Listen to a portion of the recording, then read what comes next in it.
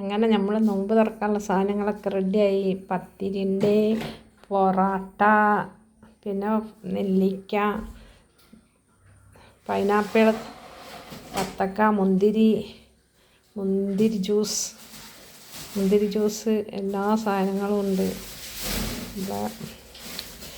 അങ്ങനെ നമ്മളെ നോമ്പിൻ്റെ എല്ലാ സാധനവും റെഡിയായി.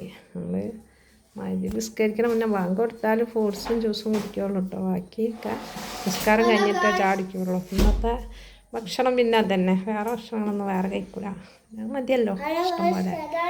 അങ്ങനെയാണ് ഉള്ളത്. എന്നാൽ ചായ ഉണ്ട്.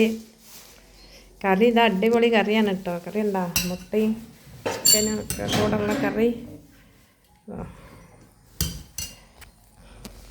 വീഡിയോ ഇഷ്ടപ്പെട്ട എല്ലാവരും ലൈക്ക്, കമൻറ്റ്, സബ്സ്ക്രൈബൊക്കെ ചെയ്യണം. സപ്പോർട്ട് ചെയ്യുക.